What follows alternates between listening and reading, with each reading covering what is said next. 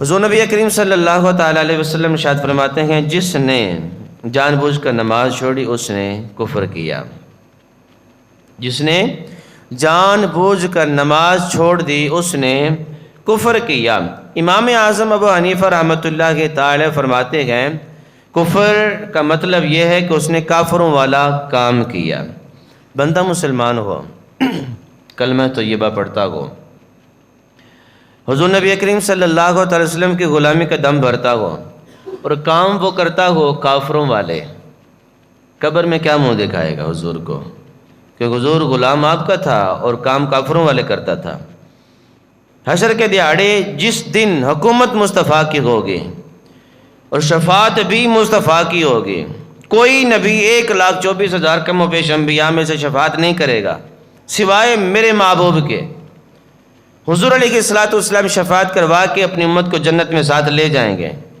جب محبوب کی حاکمیت کل قیامت کے دیہاڑے ہوگی تو یہ کافروں والے کام کرنے والا بندہ حضور کے سامنے کیا منہ دکھائے گا؟ حضور کلمہ آپ کا پڑھتا تھا، غلامی کے نعرے آپ کے لگاتا تھا، لیکن کام کافروں والے تھے۔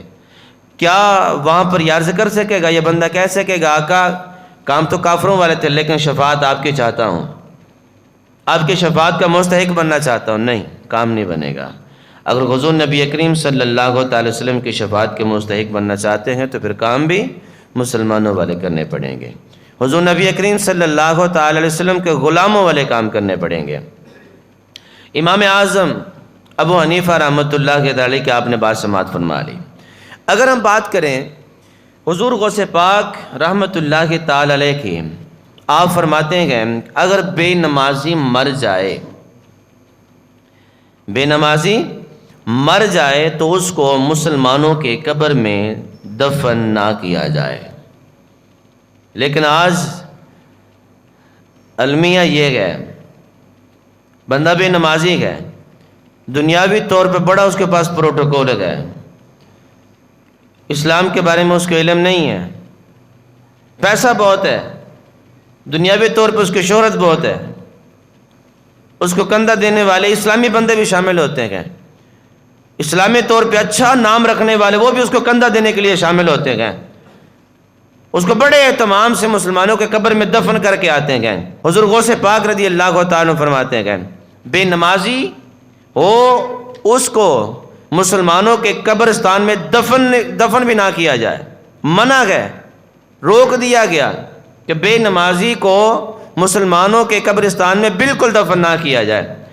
اگر ہم سلطان باہو رحمۃ اللہ تعالی علیہ، ظاہر بات ہے ہم اولیاء کے ماننے والے ہیں، ولی حق سچ کا ہو، رب رسول کا ماننے والا ہو، شریعت پر چلنے والا ہو، شریعت پر چلانے والا ہو، تو وہ ہمارا امام ہے۔ حضرت سلطان باہو رحمۃ اللہ تعالی علیہ فرماتے ہیں بے نمازی سے خنزیر بھی پناہ مانگتا ہے، خنزیر بھی پناہ مانگتا ہے، وہ بھی کہتا ہے یا اللہ تو نے مجھے خنزیر بنایا ہے، بے نمازی نہیں بنایا۔ اب ذرا سوچیں جو نماز نہیں پڑھتا وہ کس کیٹیگری میں کھڑا ہے، اپنے آپ کو کس کے مد مقابل کھڑا کر رکھا گیا ہے؟ انسان اشرف المخلوقات ہے، اگر چھوڑ دے گا نماز تو پھر کس کے مد مقابل کھڑا ہو رکھا گیا؟